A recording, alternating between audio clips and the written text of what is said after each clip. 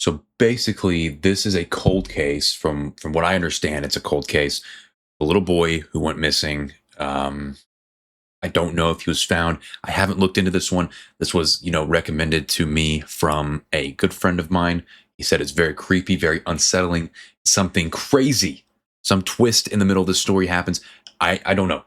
In 1994, a 13-year-old boy named Nicolas Barclay vanished without a trace in the United States. 3.5 years later, something happened that almost never does in cases like this. He was found. But not at home. Hold on, so he was found. Right now, they say he was found. Okay, so he went missing, and now he's supposedly been found, and that is all they know right now. So let's see what happens in a here. Nearby city. He turned up thousands of miles. Found in a nearby city. Sorry, I'm not trying to pause it too much, but found in a nearby city. Miles away, in Spain. Spain. He looked entirely different. He barely spoke, jumped at every sound, and seemed like someone else. What happened during those missing years? Why had Nicolas changed beyond recognition? This case is layered, full of riddles and sudden turns. It shocked the world, and the day of his return became for his family not a celebration, but the beginning of a nightmare. Nicolas Barclay was born on December 31st, 19... Okay, before we dive too deep into this, let me know right now what you guys think is going on right now. Let me know. I got to know what you guys' theories are, because I have a few in my head. I'm not going to say them. Let's continue here. 1980. His mother, Beverly, raised her children alone. Nicolas had siblings, an older sister, 27-year-old Carrie, who lived on her own, and a half-brother, Jason, about 20. Life in their small house in San Antonio was hard. Nicolas was known as a troublemaker. When he lost his temper, he would yell at his mother, smash furniture, even lash out physically. Okay, so from what I understand right now, he's from San Antonio, Texas, and they found him in Spain, if I'm not mistaken. Let's continue. Police had been called to calm him more than once. School didn't welcome him either. Nicolas skipped classes, mouthed off to teachers, and his classmates were afraid of him. He already had 3 crude, homemade tattoos, done with a dirty needle in an abandoned apartment where local kids hung out. But this kid is like majorly troubled anyways. He is majorly troubled. From what you guys have heard, did you do that as a kid? I know I didn't. So this guy, he wasn't into good things as a child. So let's continue. 13, he'd been charged for breaking into a store and stealing a pair of sneakers. He stole that young pair of On June sneakers. 13th, 1994, his mother made what seemed like a simple request. But that day would become the last time Nicolas's family ever saw him alive. That morning, Beverly handed Nicolas $5 and told him to go play basketball with friends at a park about 2 kilometers from home. Then she went to bed. She worked nights and slept during the day. Later, Nicolas called from a payphone. Jason, his brother, picked up. Nicolas asked him to wake their mother so she could drive over and pick him up. Jason refused and told him to walk home. Damn, told your brother who's missing to walk home and you wouldn't go and get him? Okay, that's a little weird. A little weird right there. I'm telling you, if my brother was ever missing and he called me on some payphone, said, "Hey man, I'm in trouble, come get me." I'm going to get him. Like I'm I'm going to get him. Like, what is that about? That's a little weird. You have to take everything into consideration in these cold cases. Just saying. Nicolas never came back. He'd run away before after fights, but always returned the same day. This time was different. There was another detail that made everyone anxious. The next day, a court hearing was scheduled to decide whether Nicolas would remain at home or be sent to a residential program for troubled teens. At first, the family thought he was hiding from trouble. But during the night of June 13th to 14th, a worried Beverly called the police. The dispatcher told her to wait until morning. Even in the morning, the missing person report was taken reluctantly. Police indifference was easy to rationalize. Nicholas had a record and a history of running away. But that didn't excuse the lack of action. Officers showed little initiative, suggesting he'd probably hitchhiked away, and they did. Bro, I have to come out and say this. The amount of cold cases that I've looked into where the cops don't do shit for like the first week, and they just say like some bizarre shit that like would never happen. It's like laziness or like negligent. I don't know what it would be, but there's times where people are like missing and they never go missing, and they still say, "Oh man, just give it 2 or 3 days." Like, bro, don't wait 2 or 3 days to come looking for me, dude. Like, if I'm missing and you can't find me, like I need you looking for me like same day type shit. Like, don't wait 2 to 3 days. I'm just saying. I'm making that clear right now. Didn't rush to organize a search. They only knew he'd left in bright purple pants and with a pink backpack, and had no other clothes with him. An alert went out, and that was it. Real searching was left to the family. Months passed, 3 long months of silence. And then something strange happened. Uh-oh, something One strange day, happened. Jason was home alone when he heard a noise in the garage, as if someone were rummaging through boxes without trying to hide. So Jason's his brother, and he's home alone. He hears something. Jason froze by the window, phone in hand, ready to dial 911. He saw a figure. He later said it was Nicholas. The boy met his eyes for a split second, then bolted and disappeared around the corner. Stunned, Jason stood there for minutes before calling the police. Officers searched the garage and the area but found nothing.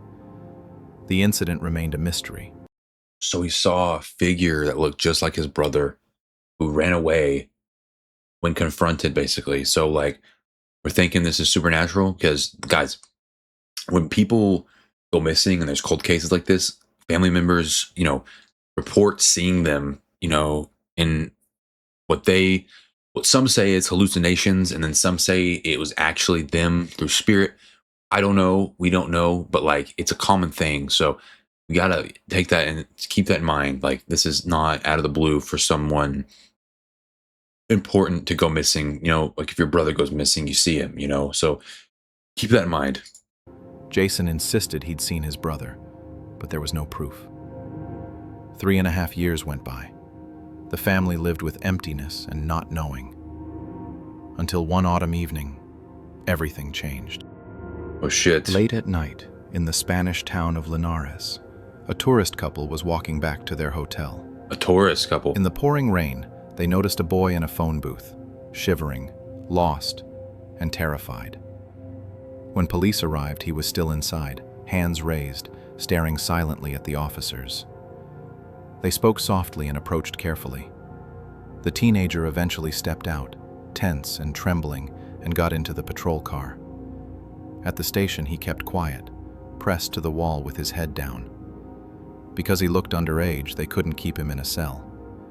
The next morning, he was sent to a youth shelter until his identity could be established.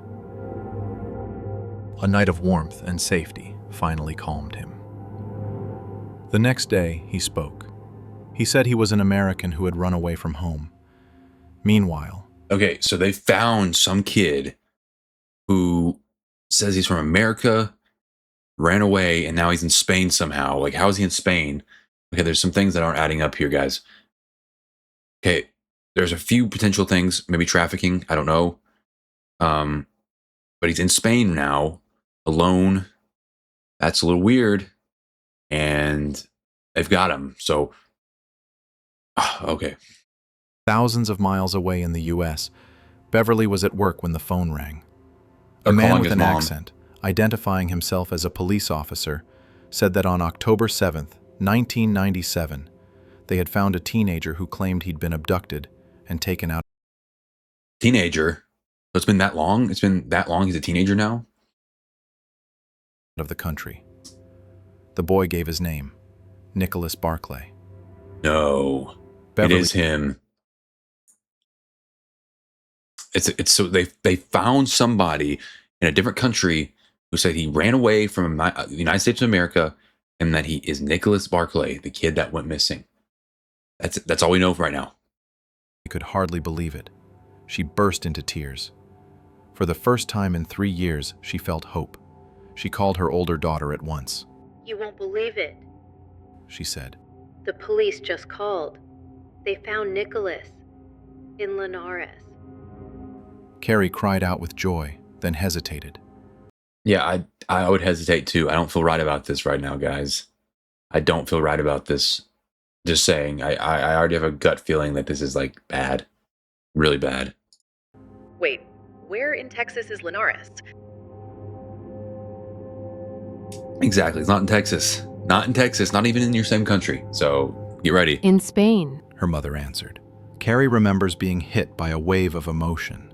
Joy, fear, the unbearable need to fly out immediately and hug her brother. She called the shelter in Linares herself. A staffer, Jonathan Doran, answered. He said Nicholas had been kidnapped and subjected to horrific abuse connected to sex trafficking. Okay. The boy... Right now, basically, it's sex trafficking, you know. It's terrible. So he was trafficked, abused, and that's why he's in the country. Okay. That would make sense. That would make sense. Okay. Remembered little of his past, but there was a chance that once home, his memory might return. Carrie listened in disbelief, horror and relief tearing her apart. She begged to speak to her brother. So it's her staffer brother. said I'm Nicholas so didn't confused. want to. Carrie pleaded. At least... Okay, so Carrie's the sister, I guess, and she wants to talk to the brother. Brother supposedly doesn't want to. That's where we're at now. Why would you not? Okay, that's a little weird. Hold the receiver to his ear. Baby, we love you so much. We're coming to get you soon. A quiet reply. I love you. The family decided someone had to fly to Spain. That was a little The creepy. FBI got That was a little creepy, involved not and gonna lie. arranged for Carrie to travel to Spain. The trip was torment. People tried to make small talk, but she sat in silence, chain smoking. At the shelter, she was met by the director and several officials with stiff faces. They said Nicholas had locked himself in a room and wouldn't let anyone in. What? Maybe his sister could reach him. Carrie was led into the courtyard and shown his window. She waited, then called out. Nick, I'm here. Please come out. Let me see you. Minutes felt like hours. Then the door opened. Nicholas stepped out. Carrie ran to him, hugged him, and cried. You're with me now. It's going to be okay. I love you. He whispered. They were left alone in a room. Okay, he said like this creepy, I love you, like twice now. Like, gotta start responding with something else now, okay? Not just, I love you. I love you. You gotta do something else, okay? Carrie took out family photos. Nicholas began to smile. He recognized relatives, remembered jokes, even laughed. For Carrie, it was the sign she needed. Her brother was back, shaken and scared, but back. I don't think so. Photos and memories seemed to confirm the teenager's identity. Photos. Let's see the photos. Madrid They got 'em? authorities prepared paperwork, and Carrie swore under oath that this was her brother, Let's see Nicolas him. Barclay. Let's see him, dude. He was issued a U.S. passport, and the next day they flew to San Antonio. On October 18th, 1997, the whole family met them at the airport. Carrie's husband Brian, her children, and of course Beverly. But joy mixed with unease. Nicholas hid behind a cap, dark glasses, and a scarf, and Who the fuck is this? That is not that same kid, dude. Why is he got a scarf over his face, dude, and a backwards hat? Dude, the kid's supposed to be 13, right? Who was missing for years? He's smiling, this cheese. What? No, dude, come on. There's something weird as shit going on. Oh no, okay. avoided touch. Beverly noticed how he recoiled from contact and thought, maybe he'd been tortured. Maybe his That would body make had sense. been mutilated. That would Everyone make sense. walked on eggshells. No questions. They understood. He needed time. Right. They got into the family Lincoln town car, stopped at McDonald's for cheeseburgers and fries, Okay, come and on. put on Okay, music come on. to keep... Cheeseburgers and fries from McDonald's, bro. Who's turning that shit down, dude? Come on, like, you gotta admit that it's pretty good. A nice cheeseburger, warm cheeseburger with some nice warm fries, some ketchup, dude. Like, that's a pretty good like thing to come home to if you just got kidnapped, right? Let's be real. Like, okay, sorry. You know it's true though. things light and avoid overwhelming Nick with questions. Carrie was glowing. The trip home felt nothing like the flight to Spain. No dread, just lightness. Nicholas decided to live with Carrie and Brian rather than return to his mother. Okay. Carrie's son introduced Nicholas to his friends. They hung out, laughed, and played. Brian took Nick fishing. They shopped for groceries. I like to fish. Sometimes they dropped I by like a to fish. bar I understand for a game that. of pool. One day, Jason showed up. He stayed only a few minutes, didn't hug Nicholas, wished him well, and left. He showed little interest after that. No one in the That's a little family weird. pressed Nick about what had happened. Carrie believed the time would come when he would tell them himself, but the FBI couldn't wait. On November 4th, 1997, Special Agent Nancy Fisher met with Nicholas. Her goal was to document his story and try to identify his captors. Nicholas said he'd left home that day after getting upset with his mother, though he couldn't remember why. Wait, dude, come on, bro. At the bas- See, that's where you're losing me, dude. Like, I'm trying to take the kid's side, but then this person that says, I'm Nicholas, whatever, you can't remember anything, dude? You can't remember why you left home? What? Like, what? Like, you'd think you would remember the moment before. I understand you can get, like, some moments, like, during whatever is going on that you can forget, but, like, you can't remember that? That looks bad, dude. That's all I'm saying. It looks bad. Okay? It looks bad. It looks bad. Basketball court, two teenagers came up to him, pulled a sack over his head, and everything went black. He woke up in a van that drove for what felt like hours. This dude gets kidnapped again. He just got a sack put over his head and he got kidnapped again. Holy shit, dude. Come on. Eventually, he was handed over to men in uniform. Oh, shit. For a moment, he thought they might be military. Then there was a ship. And the ocean. For a time, Nicholas was kept in a locked room with other boys his age. They were disoriented, most of them barely conscious. He said they were mistreated, forced into painful experiences, That's not good, dude. and made to feel powerless. His captors controlled every detail of his life, what he ate, how he behaved, even what language he spoke. If he tried to use English, he would be punished. Most of the voices around him were in Spanish. Nicholas also claimed that strange experiments were carried out. At one point, he said, something was dropped into his eyes. Over time, his once bright blue irises turned a darker shade and never returned to normal.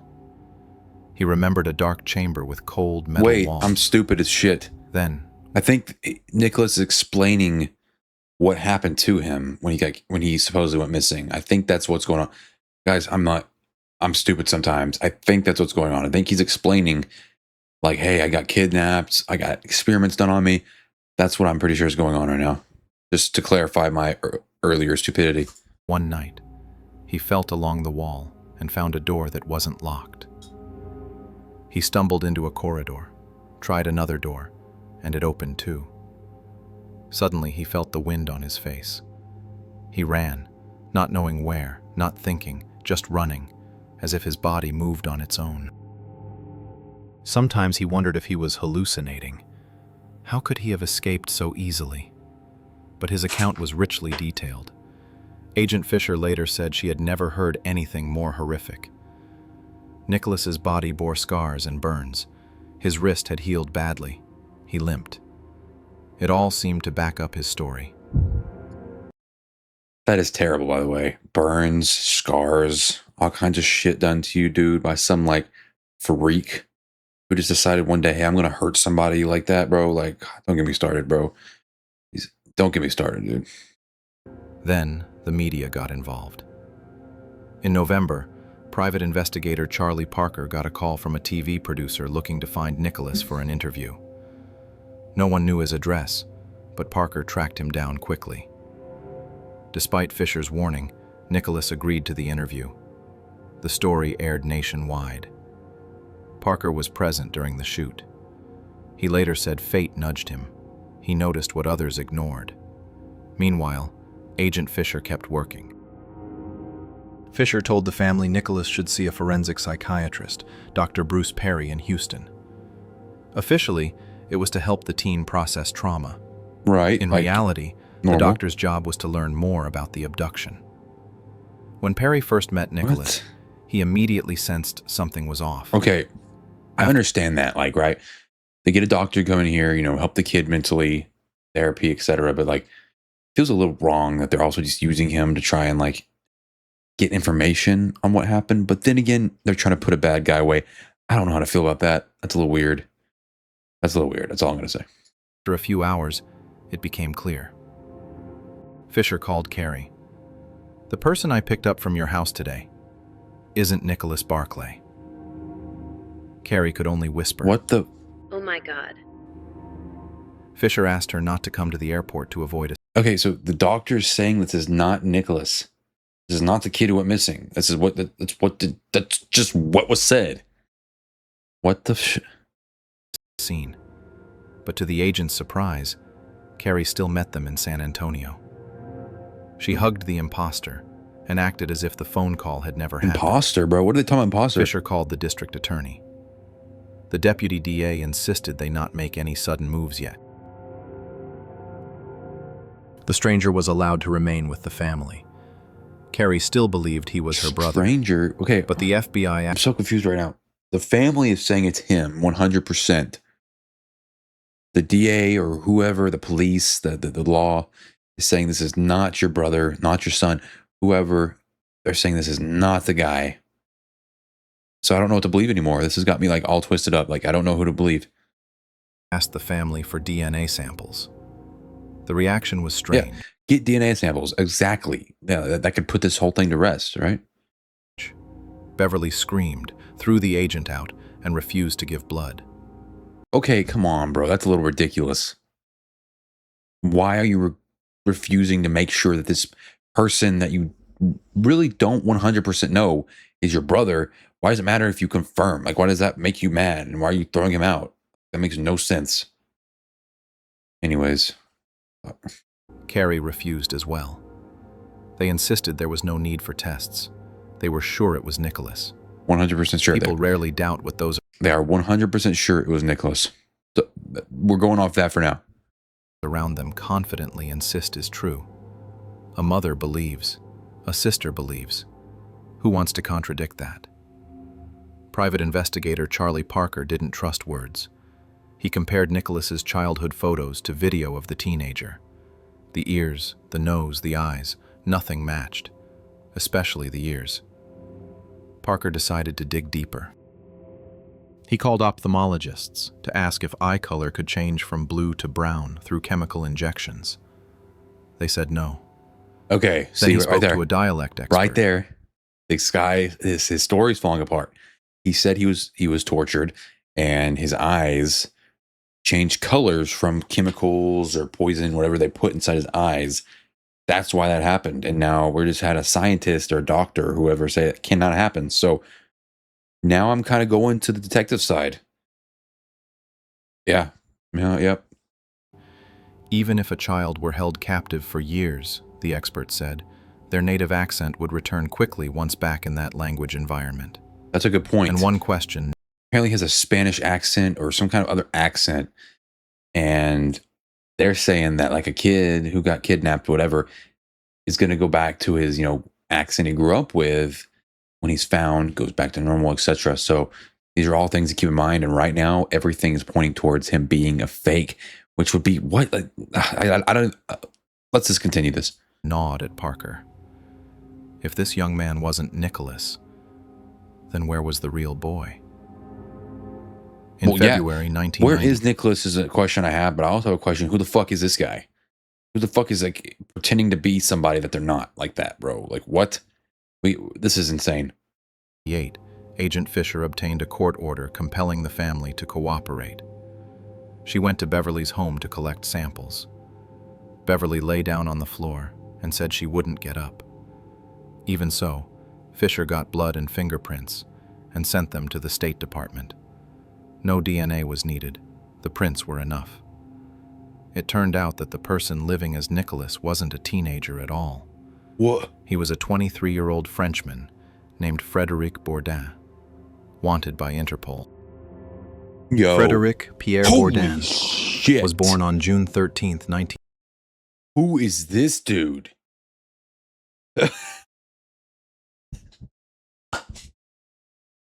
Hold on, bro. You're telling me this dude lied and faked being a teenager? How, dude? This dude looks like he's 50. This dude's pushing 50, bro. And somehow this guy fooled a whole family and said he's a teenager, bro? What? This has got to be a joke, dude. This is a real story, right? It is. I fact-checked this. This is a real story. Okay. Like, okay, well, we're going to... Let's keep going. 1974 in Excuse me, sorry. Nanterre, outside Paris. His mother, Jocelyn, was poor. Bro, look at this Officially, dude. she didn't know. This dude does not look like any... This was like a teenager from like a Disney movie, dude. Like, you know how like in Disney movies, you guys gotta understand, they look like 40. Like, this dude does not look anywhere near his teens, bro. Like, pushing 50. Know who his father was, but in truth she did. A married Algerian immigrant named Kachi, who worked with her at a factory. Oh, this is His dad, I life guess? was hard from the start. His mother drank and left him alone for long stretches, sometimes all night. When Frédéric was 2.5, his grandparents took custody. He still felt unwanted. From age 5, he lived as an outsider, poor, half Algerian. Yeah, so this dude has some kind of like whack-ass girl, like, come-up story of being, I guess, a child imposter? I don't... What the fuck? What? Wearing donated hand-me-downs. He began inventing stories about himself. Look at this fucking weirdo, dude. This guy's a weirdo. This dude is pretending to be little boys, bro, and getting caught by families who are grieving. Like, that's sick, dude.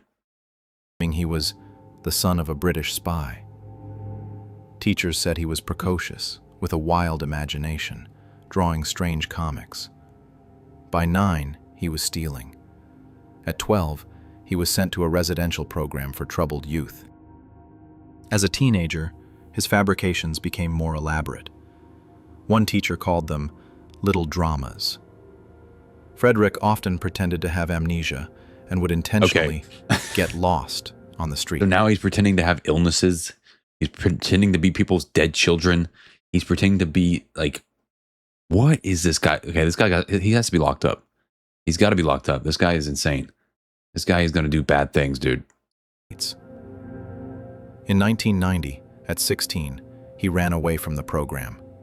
Hungry and broke, he made it to Paris and realized that to survive in a big city, he needed a big lie. That's how his first persona appeared. Jimmy Sam, a missing boy. Frédéric approached a police officer. See, guys, like, listen, I've been to Paris. I've been to Paris. Never did I think I was going to go there and pretend to be a missing boy. But he goes to Paris after, you know, a miserable childhood, I guess. I feel for him, right? But now he decides to be somebody's missing kid with a family who's like, has a little bit of hope left that their kid may be alive. He's deciding to be that person and give false hope to, dude, it's like, I don't understand. I don't understand. Officer and gave that name, hoping to be sent to England, a country he romanticized. The con unraveled quickly. So he just wants to go to England, and that was worth all this garbage that he lied about, I guess. Jimmy didn't speak English. He was returned to the program. Failure only pushed him further. He began studying English to sound more convincing. By 1991, authorities found him again. This time he called himself Kasim, a mute, homeless child found at a station. He wrote to adults, All I want is a home and a school. People felt for him, but doctors Yeah, like saw I feel inconsistent. bad for the dude in terms of like his childhood and everything he went through, but like I don't feel bad for the dude for like pretending to be kids who are missing, bro. Like you lose me there. Before he was exposed, he disappeared again. Step by step, Frederick refined his craft. First, he chose a name, one that sparked strong associations. Then he built a detailed backstory. He shaped his appearance, shaved smooth, plucked his eyebrows, What the wore fuck, loose dude? sweaters with long sleeves to hide an adult frame and look like a slight teenager. To sell the persona, he created an illusion around it. Sometimes he phoned in fake tips, claiming to have seen his character in distress. People would begin to search for a child who didn't exist, and soon enough, Frederick would turn up as the found child. Deceiving my people God, isn't dude. hard, he said. Everyone has basic expectations about others. No one thinks someone will dare to break them. He went down in So basically, he like knows that like you have to be the lowest of low to fake being someone's dead kid in order to get attention or whatever. And he knows that people don't do that, so he's gonna be the one to do it. That's really bad advice. Don't take it. What the fuck? Okay. history as the chameleon, a man who spent his life impersonating missing children. He claimed to have created more than 500 false identities. 500. Then he took it further. Instead of inventing a new child, he decided to steal a real identity. He called the police himself, posing as a witness who had found a frightened teenager. Later he recalled, "For as long as I can remember, I wanted to be someone else, someone who'd be accepted and loved. When the police arrived, I had to convince them they were looking at a child. I pulled my cap down over my eyes, acted terrified, and gave short answers. I didn't talk about abuse. I let my behavior make them ask. That gave me control. When someone is silent, police feel they're vulnerable," he added. "And you can't keep And he a child knows in a this, I station. guess. You send him to a shelter." That's exactly where I wanted to be. He was 23, and once again he ended up among children. At the shelter, he was told they couldn't keep a child without documents. If he didn't give his name, they'd photograph him and take his fingerprints, something he couldn't allow. Right, because So he's a Frederick phony. said, Yeah. "I'm an American who ran away from home. I want to contact my family, but I'll do it myself." That night, he slipped to a phone. He called the New York police, pretending to be a Spanish officer, and said a teenage American had been found. They gave him the number of the National Center for Missing Children. When he called there, he described himself. Soon he heard, "This could be Nicolas Barclay." He asked for a photo. Oh my goodness. The fax dude. arrived with a dim black and white print. There's the real The face kid. was blurry, but there was a resemblance. 3.5 years had passed. Boys change fast.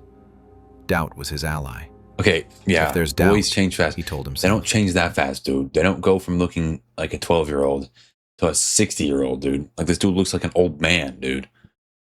Ugh, this story is like so like straight out of a movie, bro. "I'll play to it." Frederick confirmed. "Yes, that's Nicholas." He was given the number of an officer in San Antonio. Pretending to be Spanish police, he repeated details he'd learned from the fax. "The missing child has been found," he said. Next, he called Nicholas's mother, Beverly, posing as a shelter employee. Soon, Carrie got in touch with him too. Frederic spoke calmly and convincingly. "The boy is traumatized and barely remembers anything. Oh, dude. To He's cement like trust. calling this random mother of a deceased or missing child and lying to her face, dude, about being him. Holy shit, dude. I cannot believe this guy. Can you... ugh. He imitated a teenager's voice and whispered, I love you. Oh the my shelter. God, dude. Holy shit. That's terrible. That's just... oh my God, that's horrible. he managed to intercept a letter from the National Center. Inside was a color photo of the real Nicolas. Blue eyes, blonde hair. Frederic realized he looked nothing like him, but it was too late to back out. No shit, dude. The day before Carrie arrived, he put on a cap, sunglasses, and a scarf to hide his face. It's creepy. I was as sure they'd hell, expose me dude. and have me arrested, he recalled. What the This is the guy. Oh my god, dude. Look how disgusting this person is, dude. You think this guy looks like a teenager, dude? Like, who falls for this shit, dude? Like, it's almost not even just his fault at this point. If you look at this person and think they're a teenager. This dude literally looks like he's 48 years old. With me. Now it's going to be okay. Maybe she didn't believe I was her brother, he later said. But she decided I would be. I don't think anybody's believing that you're the brother. You look like you're 50. You're saying you're in your teenage years, and like, it's clearly not you. Like, oh my, there's something weird going on with this family, dude. I'm telling you right now. He moved in with Carrie and her husband Brian in a trailer in Spring Branch, north of San Antonio. As anyone Life would, there right? Yeah. was nothing like his American fantasy.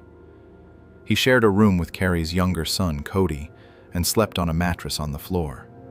It's the life But right the there. performance continued. Frederic rummaged through drawers, studied photo albums, watched home videos. He noticed details and repeated them, sinking deeper into the role. It's a disturbing He picture. copied Nicholas's mannerisms, like kneeling in front of the TV or greeting neighbors in a certain way. Okay, that's my problem Relatives with this, believe- right? Like, no one knows what his mannerisms are unless you ask the family. He must have asked the family that he's being an imposter for, hey, what did I used to do so I can be like myself? That's already a red flag. It's already a red flag. If a mother and sister were convinced it was Nicholas, who would argue? To explain the changes in appearance and the accent, he built a darker, more elaborate story: kidnapping, torture, medical experiments. The more detail and absurdity, the more believable, he told himself. Yeah. He passed off sure. his own scars as marks of abuse. Professionals listened and believed. He went to school like a teenager, riding the yellow bus, sitting in class, doing homework. Evenings were for video games and TV with the family. Video games and TV, huh? Sometimes it felt Nice. like he had won. He had a family, a home, a passport. He even started to believe he had become Nicholas. But behind the mask, exhaustion grew. The net of lies tightened. He knew that one day it would snap. A short hospitalization after self-harm only paused things. Soon, the act fell apart. Psychiatrist Bruce Perry noticed something key. The Nicholas in front of him didn't show the physiological responses typical of trauma survivors. And crucially, he couldn't speak. He's getting caught here. He's not showing any kind of actual signs that he went through trauma like that. So he's being exposed as a fraud here. This is getting interesting. Without a foreign accent, despite supposedly growing up in an English-speaking home. Frederic was arrested. Instead of confessing, he dropped a bombshell. Nicholas never disappeared. His family killed him. He claimed Beverly and Jason knew he was an imposter. So let me get this straight here. This imposter, this grown man trying to be a teenager who went missing as a child, is now saying that the family killed their own son and brother. What does this guy know that we don't? Because that honestly doesn't sound super far-fetched, because this family's weird as shit that they believe that this guy is their actual family member when they... this is getting crazy right now. But accepted him to hide the truth. He said Beverly had drunkenly confessed that Jason killed his brother. God punished me by sending you, she supposedly yelled. What? He said the body was buried in the yard. Body buried in the... What the shit? Private investigator Charlie Parker thought Jason might indeed have killed Nicholas. The family's life was That's chaotic. crazy as Beverly shit. struggled with addiction. Jason was frequently high. Parker believed that during a binge, Jason could have fatally struck his brother, and that Beverly chose to protect her older son. Police reports seemed to back up the picture. Violent fights at home, frequent calls, officers dispatched. But the missing person investigation had gone nowhere. Jason spiraled further into drugs. He was arrested multiple times and behaved erratically. So When Nicholas's brother is a big drug addict who has violence in his history and potentially murdered his brother, and somehow this led... Okay, what the fuck? This is one of the craziest cold cases I've ever heard. Nicholas returned, Beverly was distant, and Jason didn't even come to the airport. He finally That's showed right. up. That's true. That's a red flag.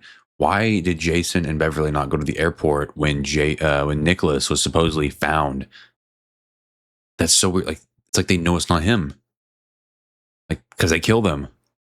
A month and a half later, and acted strangely. The FBI believed Beverly and Jason knew the truth, but Carrie remained the one person who believed completely. She had embraced the brother with her whole heart. Then tragedy struck. Jason died of an overdose. Beverly later sobered up and moved. So his brother died from an The overdose. yard at her new home was searched, but Nicholas's body was never found. The case was closed for lack of evidence. Okay, so the yard where this imposter said Nicholas's real body was, they did not find it there. So that whole allegation has fallen apart now. Years later, Beverly admitted that even at the airport she sensed he wasn't her son. She tried to convince herself it was just the changes in his appearance. "My heart ached for him, but not like a mother's," she said. On September 9, 1998, Frederic Bourdin appeared in a San Antonio courtroom. As He he pleaded should. guilty to using false documents and making false statements. He was sentenced to 6 years in prison. Prosecutor Eric Mall said, "In 30 years, I've never seen anything like it. People usually lie for money. His profit was emotional." Psychiatrists found Bourdin sane. He wasn't a pedophile, and he wasn't after money. He was searching for a family, for attention and love. Right. Prison didn't stop him. After release, Frederic returned to his game. This time he called himself Francisco Hernandez Fernandez, a 13-year-old from Spain who had lost his family in a car crash. Oh my God, He appeared dude. quiet and traumatized, hid his face under a cap, and spoke in a whisper. Teachers and classmates felt for him. At a school talent show, he danced to Michael Jackson and brought the house down. The next day, an administrator read an article about the world's most famous imposter, Frederic There he's Bourdin. again. The Too fucking many freak. details matched. Police put him in handcuffs. They removed his cap. No scars, only the beginnings of baldness. "I want a Even lawyer," the AI is he roasting him, dude. Even the AI is roasting said him. in a very adult voice. At the station, he confessed again. Yes, it was him, Frederic Bourdin. Wow. That was crazy. That was one of the craziest cold cases I have ever heard. Kid goes missing. Family has no idea supposedly, and then get a call that when he's a teenager, he is found in Spain, a whole different country. Flies in, looks completely different, looks like a 40-year-old man. Somehow the family believes that it's him.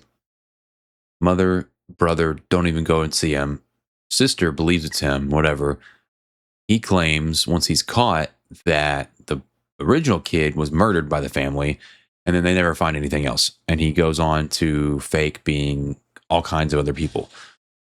That doesn't even sound real. It doesn't even sound like a real story, but I've looked it up here on my monitor. It's real. This actually happened. This is real. That is crazy. Guys, listen.